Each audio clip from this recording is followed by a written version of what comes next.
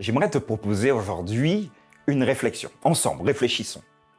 Quand tu vois quelqu'un, que penses-tu de cette personne? Forcément, comme toi, je pense que cette personne est plutôt gentille, plutôt arrogante, plutôt ceci ou encore plutôt cela. Mais est-ce réellement la réalité? Mieux encore, quand quelqu'un te regarde, que voit-il?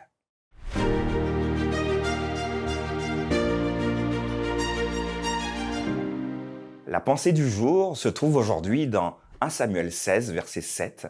Et l'Éternel dit à Samuel, « Ne prends point garde à son apparence et à la hauteur de sa taille, car je l'ai rejeté. » L'Éternel ne considère pas ce que l'homme considère. L'homme regarde à ce qui frappe les yeux, mais l'Éternel regarde au cœur.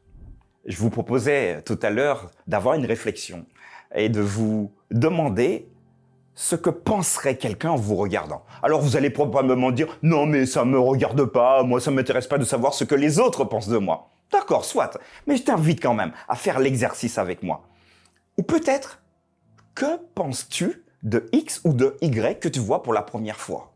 Nous avons vite des jugements de valeur, nous avons des préjugés, en fonction de l'habillement, du visage, du style, de la coupe, de la coiffure de certaines personnes.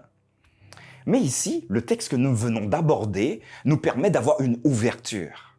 C'est peut-être intéressant également, en tant qu'humain, d'avoir des sécurités.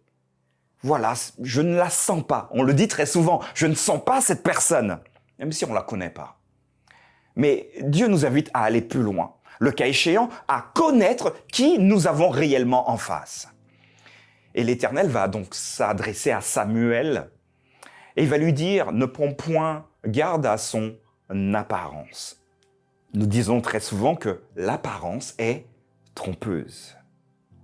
Ne prends pas non plus garde à la hauteur de sa taille. Ah, il est grand, ou il est gentil, mais non, mais il est génial celui-là ou celle-là.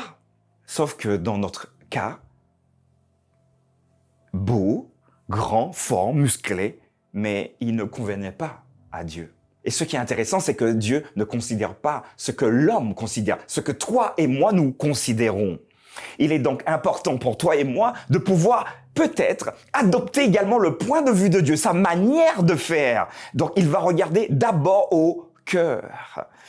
Je le conçois, comme toi. C'est vrai que nous aurons des appréhensions. Soyons également prudents, c'est vrai. Mais au-delà de cette première conception, de ce premier rideau qu'est la vue, allons chercher ce que la personne a dans son cœur. Et cette relation que nous allons établir pourra, dans de très nombreux cas, être une belle bénédiction pour vous et pour moi. Alors les amis, quand vous me regardez, quand vous regardez celui ou celle qui est autour de vous, que voyez-vous?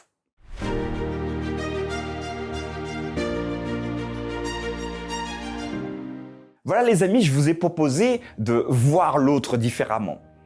C'est vrai, nous avons des a priori, des préjugés en voyant l'autre. Mais là, ici, aujourd'hui, la Bible m'invite également à gratter un peu ce que nous voyons et aller voir derrière le rideau. Potentiellement, vous allez découvrir de très belles personnes. Et je vous encourage vraiment à faire cet exercice.